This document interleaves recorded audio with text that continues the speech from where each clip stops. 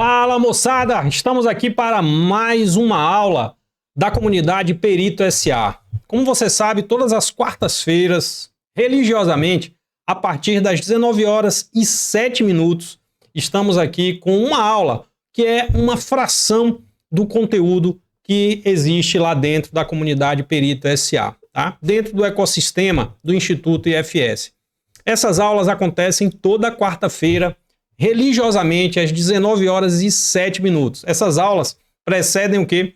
Precedem um encontro que nós temos com os peritos e peritas SA, principalmente os alunos que são do nosso ecossistema de pós-graduação ou da comunidade Perito SA, onde nós nos encontramos para tirar dúvidas sobre os casos que eles estão trabalhando e sobre o conteúdo das nossas aulas, tá? Esse assunto que a gente vai tratar hoje é um assunto muito importante, a apuração de haveres. Eu sei que você deve estar aí já se perguntando, né? Apuração de haveres é uma perícia eminentemente contábil? É uma perícia que só o contador pode realizar? Saiba que existe uma grande discussão sobre isso. O Conselho Regional de Administração entende que eles podem fazer, de economia também, e de contabilidade, obviamente, né, que eu acredito que é o mais consolidado, entende também que é privativo de contadores. Então vamos deixar essa discussão para os conselhos ou eventualmente para a justiça, né? Nosso foco aqui é trazer para você conteúdo, ensinamento sobre como você realizar uma apuração de haveres, uma perícia como essa aqui, em que tranquilamente você pode ser remunerado com valores que superam sim os 20, 30, 40, 50, 100 mil reais. Nesse caso específico aqui, a gente vai trazer um exemplo de uma perícia realizada em justiça gratuita, tá? A gente selecionou esse caso aqui, embora seja justiça gratuita, em que ali os honorários vão ficar em torno de 5, 6, 7, 8 mil reais, mas é um caso muito interessante. Interessante por quê? Porque ele traz ali uma coisa meio que do cotidiano, das brigas ali entre casais. Então fica com a gente até o final desse vídeo para você entender exatamente como que essa história se desenrola. Então eu vou colocar aqui logo o nosso slide. Nós vamos falar aqui sobre apuração de haveres, tá? Apuração de haveres aqui, ó, na partilha envolvendo, tá, o autor João da Silva e o réu, né? A ré, Dona Maria, e a escolinha. Você vai entender aqui daqui a pouquinho por que eu estou falando aqui da escolinha. Porque a escolinha, ela é o objeto central dessa análise, que é a escolinha de Dona Maria. E o lance aqui é o seguinte, olha, esse casal, ele se uniu, né? Eles firmaram uma união aqui em julho de 2005, tá? Em julho de 2005. Essa união resultou em quê? Resultou em 17 anos de convivência, tá? Então eles conviveram de julho de 2005, tá? Até 1º de maio de 2022. Então essa daqui é o quê? É a data de corte, tá? A nossa data de corte ou data do evento, data base. Então a regra de ouro nesse tipo de situação aqui, olha, de comunhão parcial de bens, é o seguinte, olha, divisão igualitária 50-50, né, de todo o patrimônio adquirido pelo esforço comum do casal ao longo desse período em que eles ficaram juntos. A gente está falando aqui de 17 anos, tá? 17 anos, não são 17 dias nem 17 meses. Então, nosso foco aqui, ó, vai ser trazer o quê? O conteúdo da decisão judicial e explicar como fazer essa apuração de haveres. A decisão judicial estabeleceu o seguinte, olha, que o foco dessa apuração de haveres, tá, está basicamente dividido em 2 eixos. Primeiro, a escolinha, né, que é uma empresa individual, que é uma firma em nome do réu, Dona Maria, e como é uma empresa individual, uma firma individual, não há o quê? Não há cotas sociais formais para a divisão direta. Exige-se o quê? A apuração, segundo o juiz, do valor intrínseco do negócio, tá? E tem mais aqui. Entra ainda nesse bolo o FGTS, né? O saldo retido do FGTS do autor, tá? Então trata-se, na verdade, de quê? De esforço comum, entendido pelo juiz, né? Acumulado até a data base. mas que não se mistura com o quê? Com as contas da pessoa jurídica.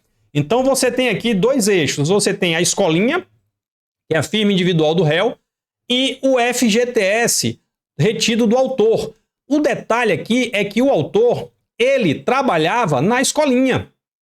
Então, esse FGTS está retido, né, em função de quê? Do vínculo dele com a escolinha.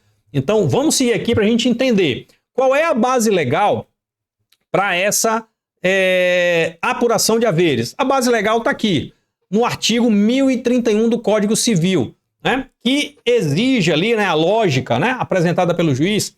É como se a gente fosse simular a venda da parte, né, do sócio naquela data da separação, que ali é 1º de maio. Então é como se a gente fosse entender essa firma individual como uma sociedade, como uma empresa ali que tem cotas e que a gente vai dividir essas cotas ali, né, meio a meio para cada um.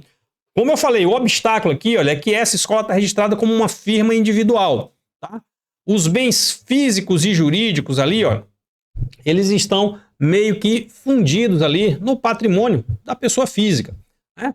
A solução que o juiz determinou ali foi apurar na data da ruptura da relação matrimonial, que é 1º de maio de 2022, através de quê? De um balanço especial. Então, levantar o patrimônio real exclusivamente na data de corte, fazendo análise de quê? Dos bens físicos, e aí entra o juizão, né? Não sei se simplificando ou complicando a coisa aqui. Determinou o quê? A apuração via goodwill ou aviamento. Ele, o juiz, na decisão judicial, diz o seguinte, olha, que o valor da escola não está apenas nas mesas e cadeiras, mas no seu potencial de geração de lucro e na sua marca no mercado educacional. Então, olha só o que é que o juizão trouxe aqui de confusão para esse processo, né? Um processo relativamente simples, porque os valores são valores modestos, mas o juizão trouxe uma complicação extra aqui. E aí nós temos basicamente aqui algumas análises que foram trazidas para dentro do processo, como, por exemplo, a aplicação desses métodos aqui, né? O método do fluxo de caixa descontado, como uma ferramenta de fato de precisão, embora seja bastante subjetivo, tá? Mas que no mundo dos negócios é o mais aceito, que basicamente faz o quê? Projeta a capacidade futura da escola de gerar o quê? Lucros reais. E aí traz esses valores até o quê? Valor presente, por meio de uma taxa de desconto. Então, costuma-se entender que esse é o método mais fiel para apurar o quê? O valor intrínseco do negócio. Isso está lá na decisão do juizão. Normalmente, esse método de fluxo de caixa descontado, ele é aplicado e ele vem acompanhado de quê? De um método que é complementar, digamos assim, que entra para fazer o balizamento ali, para ver se os valores estão mais ou menos dentro do que seria razoável. A gente vai trazer aqui, ó, o método de múltiplos de mercado, que aplica basicamente o quê? Um coeficiente baseado em quê? Em transações reais do setor em que a escola, né, ela opera, no caso, no setor educacional, né? E aí faz análise aqui, ó, por exemplo, né, de publicações que trazem alguns indicadores para validar o quê? Se o fluxo de caixa está condizente com a realidade do mercado. Só que nós sabemos aqui 2 pontos, tá? Que o fluxo de caixa descontado, ele está longe de ser aceito, né? Seja porque no caso concreto aqui, não há uma contabilidade organizada, tá? Não há indicadores adequados para essa instituição, para essa empresa específica, tá? E existe o quê? Uma jurisprudência desfavorável no âmbito do STJ. Então a gente tem ali também o quê? A possibilidade de aplicar nesse caso concreto o método de múltiplos de mercado, né? Lógico, com todas as variáveis, todos os pontos negativos e positivos desse método.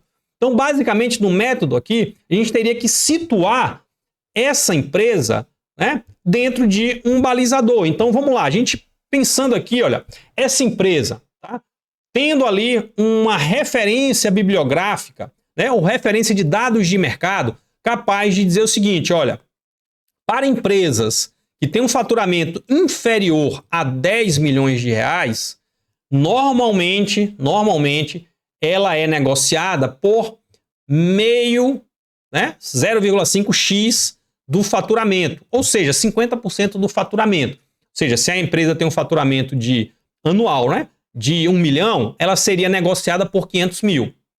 Se a gente pensar num múltiplo ali estratégico em que aquela empresa, aquela escola, ela tem uma importância grande para quem vai adquiri-la, tá? Estaríamos falando de quê? De um múltiplo estratégico. Então, esse múltiplo estratégico ele poderia sair de 0,5 para até 1,2x do faturamento. Isso considerando o quê? Que fosse um negócio com um alto diferencial competitivo, né, e com uma elevada retenção de alunos. Tá? Para escolas com faturamento superior a 50 milhões, tá? Aí a métrica é o EBITDA, ou EBITDA, tá? O múltiplo 7 a 8 vezes o EBITDA, tá?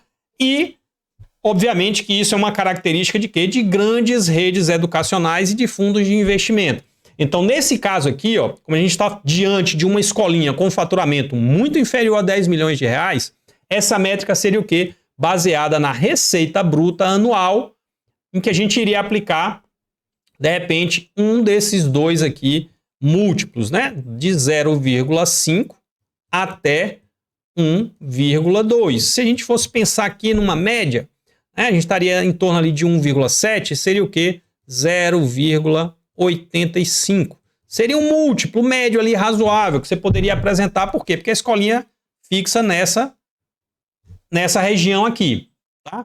Esse seria, por exemplo, um método interessante, tá, para aplicar nesse caso concreto. Por quê? Porque nós estamos diante de uma empresa que não tem uma contabilidade organizada, mas nós temos dados ali reais sobre o faturamento dela. Ela não tem uma estrutura física, robusta, enfim, é uma coisa pequena, uma coisa modesta. Então a gente poderia utilizar essa métrica, né, como sendo uma métrica válida para essa apuração, tá? Lógico que isso pode ser aceito ou não, né? Inclusive a determinação ali de qual seria o percentual razoável, tá? Qual seria o percentual razoável em termos de múltiplo de mercado. Então isso precisa ser discutido pelo perito, precisa ser avaliado pelo perito. Além disso, nós temos o quê? Os métodos consolidados, que são ali os métodos que estão, digamos assim, são os mais tradicionais dentro do segmento aqui, né, de perícia. E aí, nesse momento, é importante eu trazer para vocês aqui o seguinte, que existem vários métodos e esses métodos, eles precisam ser aplicados de acordo com o caso concreto. E esse estudo, tá? Esse estudo do caso concreto da empresa, quais são as análises que você deve fazer, vai depender muito de quê? Do tipo de empresa, de como os dados estão organizados. E aí cresce o que? A importância de você estar num ambiente em que você tem profissionais capacitados para te auxiliar nesse tipo de discussão, né? E esse ambiente, sem sombra de dúvidas, a gente gosta sempre de frisar, de reforçar, que a comunidade Perito SA, ela é realmente um ambiente onde você vai encontrar pessoas qualificadas para ter esse tipo de discussão, tá? E aí eu já trago de cara aqui para você. Eu quero que você já anote na sua agenda aí que entre os dias 26 e 30 agora do mês de março, nós vamos realizar um curso gratuito com 4 aulas abertas aqui no YouTube para você entender como funciona o mercado pericial, inclusive discussões de alto nível, como são as discussões que envolvem apuração de haveres, ou aplicação, de repente, do fluxo de caixa descontado, do balanço de determinação, de múltiplos de mercado para avaliar empresas, entidades. Então é importante que você se ligue que do dia 26 até o dia 30 de março nós vamos realizar 4 aulas abertas aqui, onde a gente vai apresentar para você os passos iniciais para você entrar no mercado pericial e, obviamente, apresentar também a comunidade Perito SA, que é um ambiente em que você vai conseguir discutir, por exemplo, todos esses métodos aqui que são aplicados, tá, em apuração de haveres. Para você se inscrever é muito simples. Na descrição desse vídeo aqui tem um link. Você clica nesse link, coloca seus dados e você já vai estar gratuitamente inscrito nesse evento, colocando seu nome, seu melhor e-mail e entrando no grupo de avisos do WhatsApp para receber, né, as informações ali em primeira mão. Beleza? Mas vamos voltar aqui para a nossa aula. Por quê? Porque discussões sobre esse caso específico aqui, a gente pode tratar, por exemplo, de como se trata, né, de uma empresa do ramo educacional. Nós temos alguns fatores que são fundamentais para serem analisados. Então, a partir da análise histórica da empresa, né, suponhamos que essa empresa tem uma contabilidade organizada ou que você consiga extrair esses dados, você precisa verificar, por exemplo, a análise da capacidade de retenção de alunos ao longo dos anos. Isso vai ter um impacto muito grande, olha, na avaliação, seja pelo fluxo de caixa descontado, seja utilizando qualquer outro método que você vá, por exemplo, fazer a avaliação ali da marca, do goodwill. Então, por exemplo, suponhamos que você chegue e identifique que a empresa tem uma marca, olha, de 83% de retenção de matrículas, né? Ou seja, todo ano, pelo menos 83% dos alunos, eles retornam. Esse é um dado muito importante. Por quê? Porque traz para você o quê? Informações que são que trazem ali a previsibilidade, tá? A previsibilidade de receita, né? De faturamento da empresa, de manutenção, do ritmo. Outro elemento também ali, olha, é aquilo que a gente chama de fricções operacionais e o desconto de risco. Por quê? Porque esse tipo de empresa, a empresa educacional, ela tem alguns períodos de sazonalidade. Então você tem períodos ali, ó, que você tem, por exemplo, evasão de alunos, tá? Então você tem períodos de férias. Nesse caso aqui é uma escolinha de reforço, tá? Então você tem nesse período de férias ali, olha, uma evasão dos alunos. Aí você tem que analisar o contrato. O contrato ele garante essa receita, né, independente do aluno estar frequentando ou não. Então essa análise você tem que fazer a partir de quê? Dos dados disponíveis e dos contratos, né? Porque isso vai ter impacto direto onde? Ó, na necessidade de capital de giro para sustentar a estrutura da escola ao longo dos meses. Você precisa analisar, olha, a inadimplência, né? Essa inadimplência está como? 5% de atraso superior a 30 dias, né? Ou inferior a 30 dias, tá? Isso tudo impacta em quê? Nas análises que você vai realizar. Então você precisa mapear isso aqui, ó. Por exemplo, mês de julho, mês de férias, tem um declínio. Mês de novembro ali, dezembro, beirando ali as férias, tem declínio. Então isso tudo a gente tem que avaliar. Esse momento aqui é um momento de transição. Então a gente tem que avaliar o quê? A retenção. Então essas análises são análises que são mais delicadas e que exigem um grau de atenção maior por parte do perito, né? Ou da perita ali que vai fazer essa análise, tá? Outro ponto aqui, ó, que a gente precisa fazer é análise, né, daquilo que a gente chama, né, custo, volume e lucro. Então a gente precisa analisar, por exemplo, o ponto de equilíbrio dessa escola, desse negócio. Qual é o ponto de equilíbrio desse negócio? Quantos alunos, tá? Quantos alunos são necessários para cobrir ali os custos fixos, tá?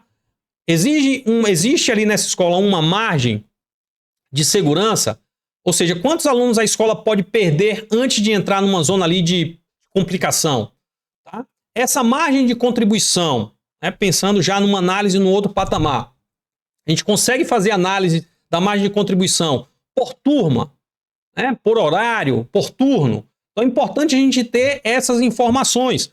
Outra coisa também que pesa muito é isso aqui, ó. Peso da infraestrutura. A escola, ela tem uma propriedade física, tá? Ou seja, a gente está tratando de uma escola que tem um imóvel locado. Normalmente, os aluguéis, eles comprometem um percentual expressivo do faturamento. Então, se tem um imóvel locado, a gente precisa ter esse dado. Por quê? Porque isso vai ter um impacto brutal no faturamento e vai reduzir drasticamente o quê? O fluxo de caixa livre do negócio, tá? Um outro cenário, tem um imóvel próprio. Aí não, se tem um imóvel próprio, tranquilo. Aí você está falando de quê? Da eliminação de custo de locação, aí consequentemente aumenta a margem, tá? E obviamente incorpora valor ao negócio. Tudo isso para você chegar nessa análise aqui, ó. Análise do ativo total, com caixa, disponibilidades, contas a receber, imóveis, né? O próprio goodwill, tá? Entrando ali na análise das provisões, tá? Entrando ali na análise das provisões, dos impostos a recolher, de fornecedores, para a gente chegar aqui, ó, no patrimônio, né? No patrimônio no período, para que a gente de fato consiga chegar aonde? Chegar aqui, ó, nessa situação aqui que é a análise do balanço especial consolidado aqui. Então, suponhamos que a gente chegue no valor do negócio, R$300 mil, com base, por exemplo, no múltiplo, né? A gente tem ali dados sobre os ativos físicos, o imobilizado, imagine que seja R$50 mil a mais. Suponhamos que a gente tem ali saldo em caixa, em bancos, mais R$10 mil. Só que a gente tem lá dívidas e provisões trabalhistas, então tenho que abater esses 20 mil. Então eu chego ali, ó, num total de valor da escola de 340 mil. Como nós estamos falando aqui de 50-50, metade desse valor, tá, vai para o autor 1 e a outra metade para o autor 2. E o prazo de pagamento, ó, 90 dias, que é o que está lá previsto na lei. O segundo eixo dessa partilha é a partilha do FGTS. Tá? Obviamente que isso aqui não vai entrar no balanço da empresa. Tá? Isso não vai entrar no balanço da empresa. Então, esse saldo aqui, ó, é considerado o quê? Fruto do esforço conjunto do casal. Então, teoricamente, o saldo do FGTS vai ser dividido também para os dois. Tá? E aí a gente vai aplicar rigorosamente ao quê? O saldo acumulado em 1º de maio. Então, nesse caso específico aqui, a gente tem o quê? Conclusão e determinação aqui final. Né? O juiz vai determinar o pagamento de 50% do valor da escola, que foi apurado, e 50%, né, do valor do saldo do FGTS. Nessa decisão, o juiz excluiu o quê? Tá? Ele excluiu pagamentos de lucros cessantes, porque o autor foi afastado da escola, tá? E excluiu também, olha, os bens. Então, isso tem que ser levado em consideração lá na apuração. Tá? Direitos que foram mantidos foi o direito de justiça gratuita, né, que foi mantido aqui dentro desse processo. Beleza? Então, esse aqui é um exemplo clássico de perícia, né, de valores ali reduzidos, mas que podem sim render, de repente, 5, 6 mil reais de honorários para você. Tá? Então, a gente vai finalizando essa aula aqui. Quero dizer para você ficar atento.